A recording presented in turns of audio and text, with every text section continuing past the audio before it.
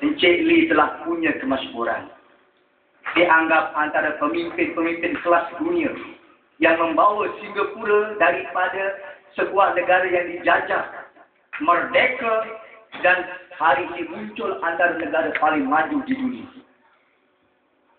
Sebelum Encik Lee meninggal dunia, dia kata, Encik Lee dah mengkaji semua benda.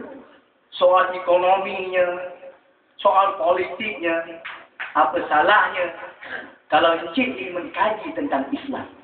Dengar Islam, tuan-tuan, termenung Lee Kuan Yew. Lepas jumpa dengan Tok Guru Nia Aziz, jumpa dengan Datuk Usyam. Datuk Usyam lagi dahsyat. Datuk Usyam tu cakap, Cik Lee, kalau Cik Lee nak cari kebenaran, masuklah Islam. Lee Kuan Yew sebagai manusia yang hebat, dia tak panik. Dia balik, tuan-tuan. Dia boleh memberi pandangan sampai hari ini. Tanya kawan-kawan di Singapura, dia pun pelik. Kerana pemikiran Lee Kuan Yew yang dulunya, kalau sebut tentang PAS ni tak pernahnya baik.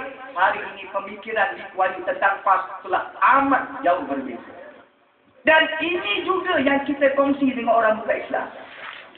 Sehingga hari ini, kawan-kawan bukan Islam, bila berkawan dengan PAS, mereka pun dah fasih baca ayat Quran.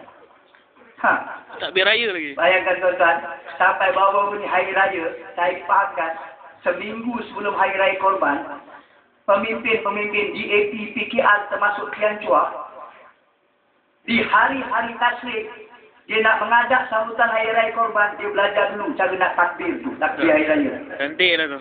Bayangkan. Dia pun kuat, tuan-tuan. Walaupun pelak dah tak macam kita.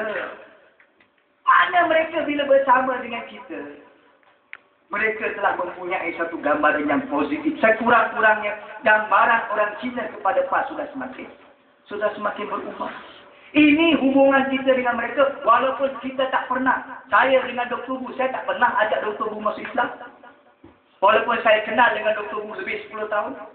Kita menghormati kebebasan beragama, hak beragama dia. Tetapi hubungan kita yang baik, yang kita selalu sebut, laqad kana lakum fi Rasulillahi uswatun hasanah. Contoh ikutan yang baik itu ada pada pribadi Rasulullah sallallahu alaihi wasallam. Kita orang PAS tunjukkan model kita yang baik, kepimpinan yang baik, disiplin yang baik, yang boleh jadi contoh. Kita tak ambil rasuah walaupun kita dah perintah berapa negeri. Kenapa orang Cina pilihan kecil di Parlimen Bukit Gantang boleh swing sampai 80% kepada Nizam Jamaluddin? Kerana apa? Kerana mereka melihat sepanjang 10 bulan Datuk Seri Nizam sebagai Menteri Besar, dia telah menunjukkan contoh kepimpinan yang baik.